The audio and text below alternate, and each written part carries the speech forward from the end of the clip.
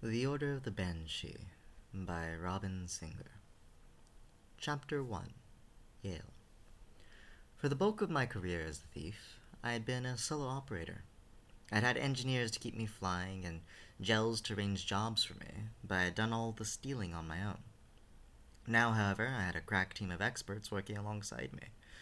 Or at least I would have if I hadn't ended up responsible for a bunch of kids.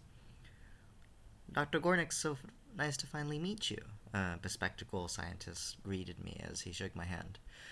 The facial prosthetics I was wearing to impersonate Ralek Gornick's disgusting eugenicist had taken me forever to put on right. Fortunately, the stuff was far easier to take off. You as well, Dr. Horowitz, I replied. These are my assistant and bodyguard. Layla and Shun, standing right behind me, nodded. They are both only 17, and they certainly looked it out of the costume, but the prosthetics made them appear double their true ages. Both of them taller than me. Layla had light skin and short, straight, dark hair, while Shun was closer to Arif in skin tone and had two braids running down her back and was even more muscular than me. Dr. Horowitz nodded back at them. Shall we get straight to business? I smirked like the real-life supervillain I was impersonating. Lead the way. Dr. Horowitz turned around, and we followed him through the halls of the Saipekian Center for Genetic Development. Ralek was here to aid in their ongoing quest to make all Saikebian babies be born with enhancements. Of course, said process would also kill any fetuses that lacked enhancements. That wasn't why we were here, though. The work these people did was awful, but normally it wouldn't be any of my business. A client wanted a flash drive with information that wasn't kept on any computer, though, so here we were. Surrounding us were humanoid robots with weapons. Along with the developments and genetic enhancements over the last 5 years, cybernetics had also come a long way. That meant not only was everyone who worked here about as strong as me, if not stronger, but they were guarded by even stronger machines. We took an elevator up to the top floor of the complex and arrived in a black and silver office with Saikebian flags and an ornately framed picture of the emperor who had legalized genetic enhancements hung up on the wall. Seated at the desk was the man in charge of the facility, Nathaniel Horn, the Duke of Siswheel. He was as fat as a pig and dressed in an aqua jumpsuit with white gloves, black boots, and a cravat with a monocle on his face. Nathaniel was as bad as Saikebian nobles got. On top of the work he did here, he was also known for beating his wife and was a proud advocate of the reinstatement of slavery. There was no question he spent his weekends torturing commoners. He sort of reminded me of General Galapire of the Sunrisers. They were both bastards who were as ugly on the outside as they were on the inside, and yet they thought they were the god's gift to the universe. Credit where it was due to Molly's dad, he had at least tried to kick Galapire out of the Sunrisers when he had been caught extorting the people living on his land, but of course the rest of the generals stood by the bastard. The only major difference I could think of was, from what I had heard, Galapire was actually against the R&D of genetic engineering. He saw it as a waste of money. Yale, I'm in their systems, Marco said to me over my comm device, bringing me back to reality. Plan, my wife's boobs are the best, is ready to go on your call. Yes, that's all well and good, Griffin groaned. Now can you please tell me what my role in this mission is? Surely you can't expect me to just wait in the ship and do nothing for the third time in a row. I deserve some action. Marcos, please shut him up, Shun said under her breath. You don't have the authority to tell them what to... Griffin was cut off as he was tased by Marcos. I respected his desire to not be a traditional noble and instead become a gentleman thief, but he could be as annoying as any other of his people. If not for Molly's built-up tolerance and ability to handle guys like him, I probably would have shot him into space years ago. You okay, Griff? Layla asked softly. I'm gonna kill you, platyperson. Marco snickered. You can try, posh boy. I forced myself to smile and nod as Nathaniel stood up, and he and Dr. Horowitz continued to speak, pretending to pay attention. I'd barely been able to listen to other boring people when it was just Arif in my ear. With the whole school chatting around me, it was basically impossible. So what do you think? Nathaniel asked. I hummed. I'd heard only about 5 or 6 words total, so I turned to Layla. I'm interested in my assistant's opinion on the matter. Me? Layla bounced on her feet.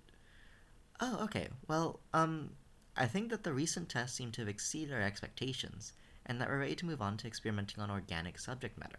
However, Dr. Gornix will need to overlook all the primary data herself to be sure. I nodded. I couldn't express my thoughts on the matter better. Layla may not have wanted to be here, but she was as sharp as her great-grandma, and far better than me at dealing with others. Apart from her lack of a desire to be a thief, she reminded me a lot of when Pekin was a kid. Nathaniel led us all downstairs to one of their numerous cold and sterile laboratories. In the presence of the Duke, the scientists at work lowered their heads. He approached a safe and opened it with a 35-digit pin, followed by a finger scan and a retinal scan. Looking inside, the sole contents of the safe were what we were here for. Thank you, your lordship, I said, reaching out my hand. I'll review the data and return the drive to you at my soonest convenience. Nathaniel sneered. Doctor, you know as well as I do I can't allow this data to leave this facility. You must review it here. I smirked. I was really hoping you'd say that. Making a fitty sound effect with my mouth, I kicked the drive out of Nathaniel's hand, leaped into the air, and caught it. The Duke and Dr. Horowitz scoffed. What is the meaning of this? I licked my lips. Ladies, faces off.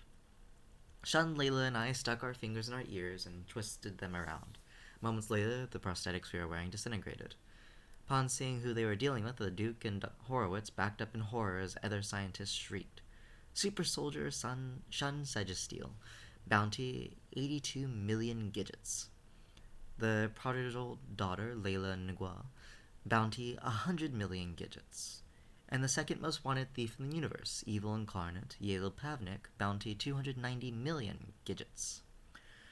You know, I think the Emperor may have been thinking with a little bit of bias when she named me that, I laughed. So how's this gonna go? Nathaniel's face warped, his fear morphing into a wide grin. You've made a big mistake coming here, but I must thank you for giving me the opportunity to be the one to lead your capture. Really? I raised an eyebrow.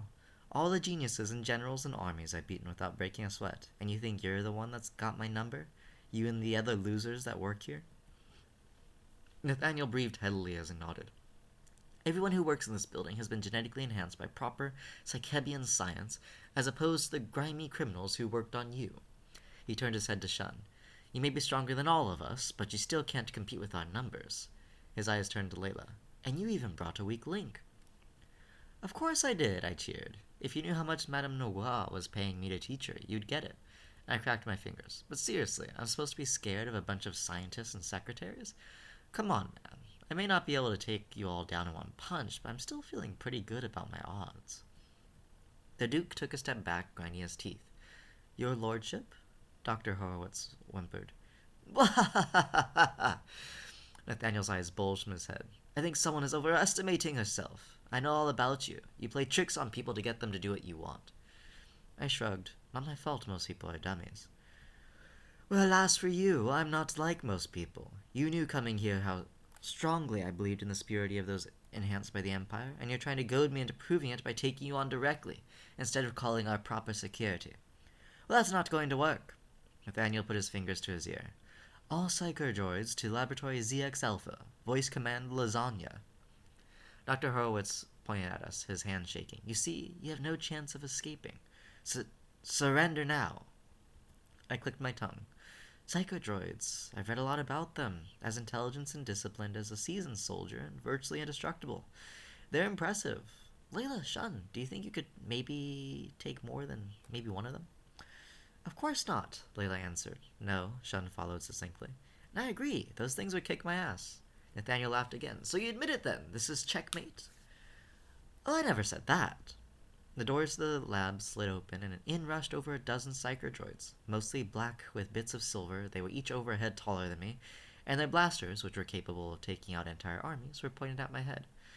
Drop the bravado. It's over. Emperor K-Bell will make your execution the most grand in history, and I'll be rewarded most handsomely. I raised a finger. Or, and hear me out, voice override Molly's boobs. In an instant, the psychodroids all turned their blasters away from me and onto Nathaniel, Horowitz, and the other scientists. Psychodroids, what are you doing? Veins popped out of Nathaniel's forehead, and his head shook in place. How did you do this? I covered half my face with my hand as I laughed hysterically. Too easy. I lowered my hand and rolled my shoulders back. Okay, So you clearly know a thing or two about me. This should include the fact I know my way around writing code. And with some help, it wasn't too difficult to hack into the network the psychodroids are all linked up to. Of course, you have security measures in place for such an occurrence, but those can also be temporarily disabled without notice. With my dude on the outside, we were able to line up the timing perfectly. I took a few steps towards the Duke. You're right, I do trick people into doing what I want. But you thought I wanted a fight? No! Sean and I are awesome, but we could have still easily lost.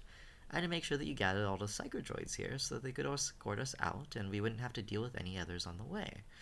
Nathaniel screamed at the top of his lungs, his rage palpable, as he fell to his knees and buried his face in his hands. Psychodroids, let's move out, I ordered. Protect myself and the two women next to me at all costs. Guided by the killer robots, with the flash drive still in my possession, we made our way out the building I had only momentarily considered setting ablaze. You really are as scary as my Gma, Layla commented. Please, without me this plan wouldn't have worked at all, Marcos replied. I'd still like to know why I wasn't included, Griffin shouted. Sean didn't even do anything. She was backup, I said. In case we did have to fight, she's the only one who can keep up with me. Plus, her face is already known. It's best we keep you a secret until the time is right. I deserve a bounty and a cool nickname. Permission to tase him again? Please, Sean said. No, Layla followed. I shook my head, giggling. We'll be back at Ricochet in a few minutes. Let's go home.